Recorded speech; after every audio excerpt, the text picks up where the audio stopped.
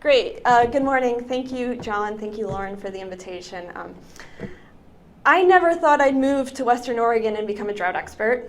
I never thought I would be giving this sort of talk, living in the interface between science and management. So grad students, high school students, life changes very, very quickly. And the talk I normally give is what these three talked about. I go out and I work with state agencies and the public about understanding how this drought happened, how this may impact our future, and how we can think about adaptation differently. So this is a brand new talk for me. Bear with me. These are just some of my observations. And I wanted to tell some stories that would translate to some of the themes that we're going to hear about for the next 2 days. These stories don't just apply to drought. They're just things that I noticed, just my observations. You may have had different experiences, and I'd love to hear them. But the drought was a really big deal in Oregon, and it has been so for the past 4 years in eastern and southern Oregon, and the past 2 years. And I'm going to step you through some of the impacts. They're noted by the stars, and this is the US Drought Monitor, which you see a lot either coming across in the media or people passing around, and the feds use this actually to pass out relief funding. And the first star, we're going to go from east to west. That's Malheur County. It's large enough to be a New England state, but it's not. It has 5,000 people there, and a lot of them are multi-generation Oregonians, and they have a very narrow economic base. It's mostly agriculture. And these are very, very smart people who know how to deal with climate changes. They've been adapting to climate now throughout decades. And they haven't had much water for the past few years, and they've made adaptations. A lot of us write these reports and we say, well, you'll have to grow some new crops. They grew different crops this year. They couldn't plant their cash crops. And this is a very short-term adaptation because it screws up the rotation. And you can't bring in as much money with some of these crops. So they're talking about a $100 million crop loss in this county alone, just from the last year of drought. As we move west in the state, that's Grant County, the John Day area. The Canyon Complex fire was one of the biggest in the Northwest. It burned homes, it displaced residents, and it certainly impacted the ecosystem. One of the special things about the John Day Basin is that it has no artificial storage. It really relies on the snowpack, which we learned that we did not get this year. As we move east into Central Oregon, we saw Phil's picture of Hoodoo Ski Resort. It was open for only a few days this year. We in Oregon try to put our ski resorts in places where it snows. You can't ski on rain. So it was a really dismal year for them. The next nearby star was also a recreation impact. It's Detroit Lake. It's one of the big Willamette reservoirs. And they have 9 boat launches. Until recently, 8 of the 9 boat launches were unusable, and then the last one was knocked offline because they were just too high above the water. And the town of Detroit is very small. It relies on people who are going camping. They have a big fishing derby, and the emergency manager called me up and he said, "This drought's really killing us. What can you do?" And I said, "Not much, but I feel for you. I'll tell your story." And then we move out to the Oregon coast, which we typically think of as a very wet place, and it usually is. And that star on the central coast is the town of Yachats, the most mispronounced town in Oregon. It's spelled like Yachats, but they have a very small water system, and they rely on spring rains for their water. They didn't get it this year, and they also had a dry summer. So they were calling up the state and saying, hey, what happens when we run out of water? And the state was blown away. They don't really have to think about these things on the coast. But as we go down to southwest Oregon, that's the city of Brookings. It draws its water supply from the Chetco River. And saltwater intrusion was a problem both last year and this year with the city's water supply because the flows were so low. They were the lowest on record in the 64-year record from the River Forecast Center. And we know that this wasn't a rain drought. And I like to go back to Kelly Redmond's definition, and Kelly's wiser than the 4 of us put together about Western climate. It's insufficient water to meet needs. He's not talking about what the needs are. He's not talking about how the water's coming. So yeah, maybe we were near normal in terms of precipitation. That's not going to help our ski resorts. That's not going to help our ecology. It's not going to help our fire season or our summer water supply. So you have to throw away that definition you learned in Meteorology 101. and start working with a different definition and go to the managers and say, what are your needs and what kind of water do you need? But those of us in the science world tend to think about drought on a much larger scale. We talk west-wide, we talk statewide, and we talk about climate in the longer term. But the people who are making the decisions aren't thinking at that scale. Oregon declares drought county by county. We know Washington declares drought statewide. For those of us working in those states, that was often very difficult to talk about. But what a drought declaration means, it's not the states confirming that the drought's happening. What they're doing is they're opening up a toolbox for people. And these are very short-term decisions. There's a drought council, I'm on it. There's a lot of technical discussions, and they end there. The county gets its drought declaration. It lasts to the end of the calendar year, and then we move on. But if you're a farmer, you're also not thinking about the entire western US. You're thinking about what you need to plant this year. You're thinking about your plot. And we climatologists don't exactly talk to people in that way. So one of the things you have to do when living in this interface is start to reconcile the scale. Understand that throwing up a picture of western drought doesn't mean much to a farmer in Ontario, Oregon. So I'm going to refer to this in a later example as the climate scale and the decision scale. And longer term, and the shorter term decisions do have some long-term implications. I think I saw Bob Heineth around. He's talked about how we had to borrow water from Canada, and that's a short-term adaptation, but it might not last for very long. And there are a lot of ways to go out and make these connections. A lot of us tweet. Many of you know I'm active on Twitter. And someone recently described it as a party where everybody's talking at each other, and that's actually pretty apt. And usually it's a party with your friends, but it is a great way of getting the information out there. Our governor, Kate Brown, launched a hashtag #OurDrought. The state agencies, people like ourselves, started pushing out info in that way. And probably the best way that I influenced policy was shaming my university for watering the sidewalk. And a few months later, they sent out this thing saying, this is how we're conserving water. I don't recommend shaming your employer publicly. It kind of took off. But people are listening, and they're on Twitter. And I encourage you to take a look there. Many of us were in the media talking about what was happening, the impacts. It was nice to see the Pacific Northwest drought get some attention after years and years and years and years and years of California stories. Finally, we got our stories out there. And you can reach many people with these types of engagement, but you're not really having a good back and forth with them. The fewer people, more engagement model is always more helpful in these situations. It takes a lot more time and a lot more energy. I can't travel around with these three all the time. A lot of what I do is talk on the phone, and I hate talking on the phone, but it's the most effective way to have the back and forth with some of these managers, and that they know they can call me up, and if I don't have the answer, I know someone else who does. Most of the stock photos for women talking on the phone is them lying on their beds with their feet in the air. This is the best one. I could do without taking a selfie, but I just wanted to say that even if you're not traveling out to these places, just being available by phone has been one of the best ways that we found.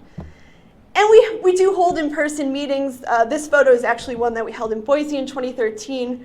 Ron is working on one next week in Boise for the 2016 Water Year Outlook, and I'll be there as well.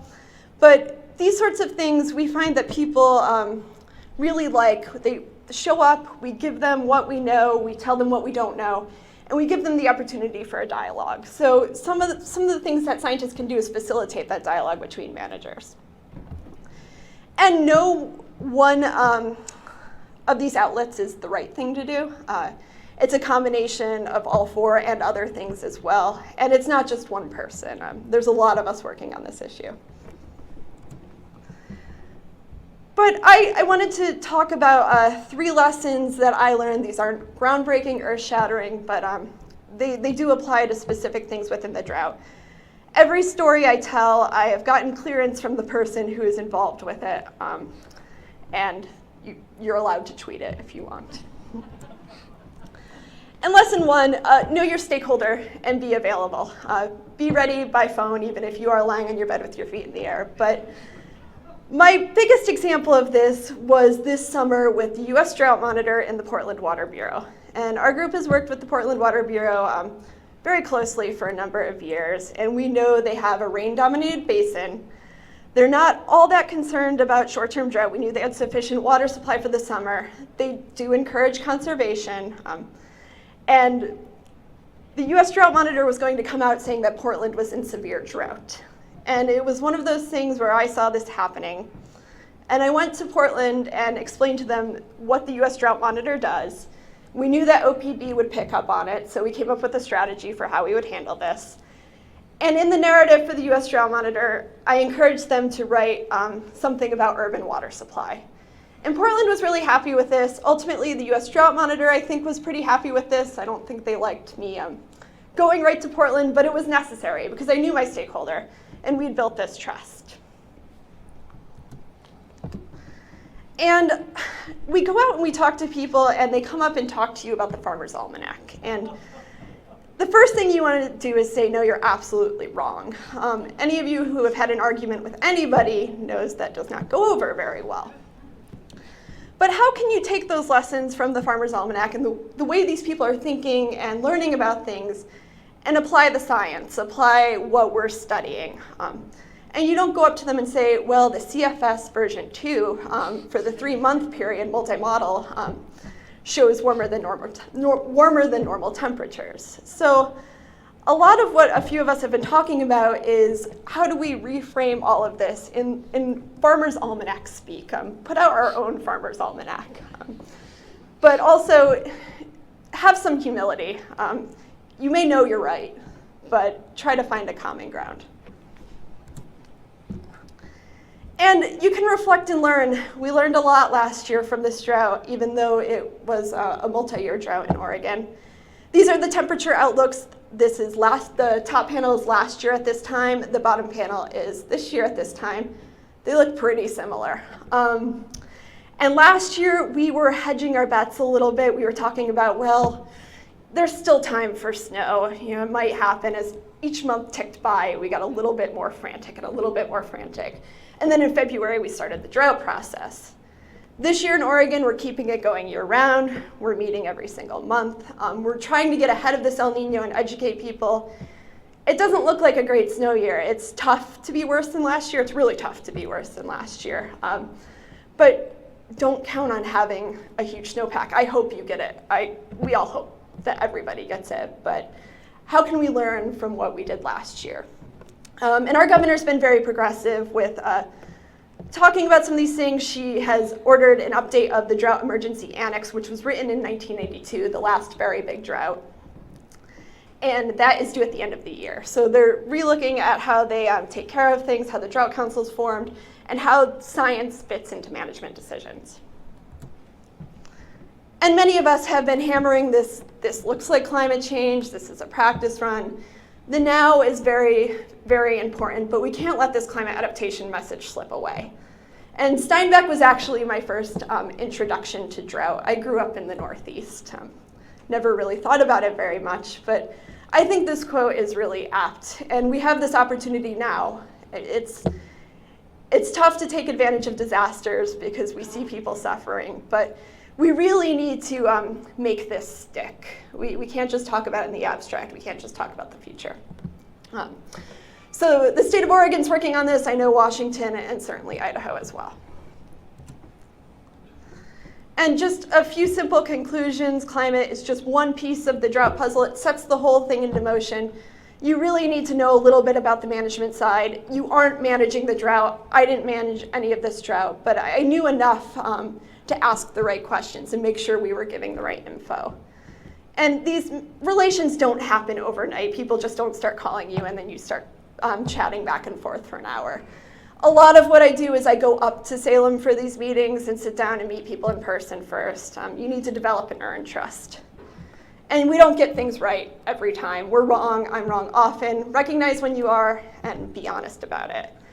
And I also want to appeal to you to have some fun with this. I mean, my best days at work are not dealing with budgets. Sorry, Phil. But when I get to go out and talk with people who actually have to manage something. I mean, most of us are here because we want things to be better. We're planning for a better world, and you're allowed to have fun with that. It doesn't always have to be doom and gloom and dismal. So with that, thank you. I'll take any questions.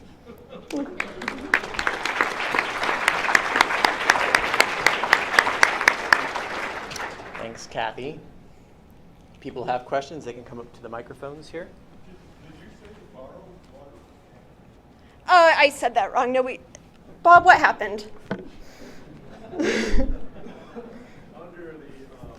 non-treaty agreement, non-treaty water agreement between the U.S. and Canada, we were able to secure 500,000 acre-feet of water this year and bring that down for fishery operations. And so we have to replace that bank of water before we can use it again. That's a science manager relation right there.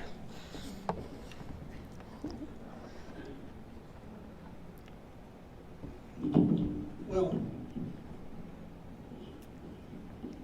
coming out of Tacoma on Sunday, the rain brought traffic to a halt, just the intensity of it. And I'm wondering if you can address that. You know, when we talk about precipitation and just in terms of amounts, like monthly precip, right?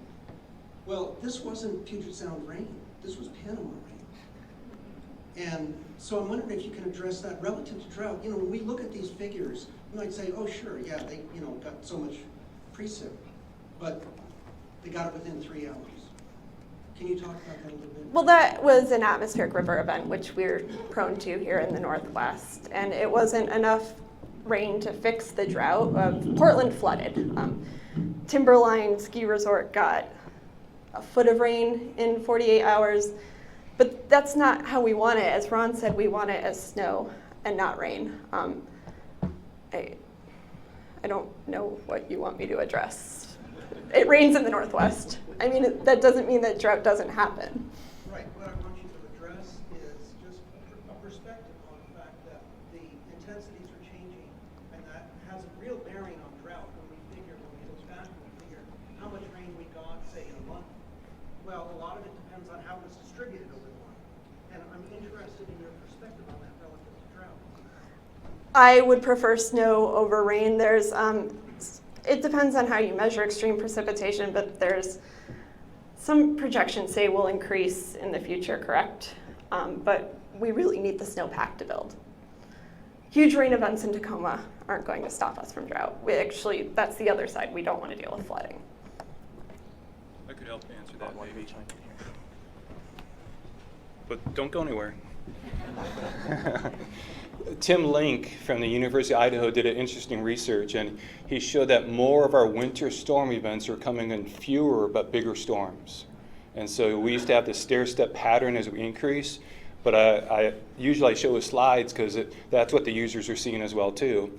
And the Wahi Basin got half their annual snowfall in a 2-week period in late January. I think it was 2013. And so that's what we're seeing in the wintertime, at least. Yes, my question is it getting to be a disservice to use blob, El Nino, La Nina to describe these events? Is there any kind of other model that could be used? You know, individuals that are in city government or county government, state government, oh, it's just a La Nina, oh, it's just you know, it's the blob. They don't really connect using those terms with what might actually be happening in the water.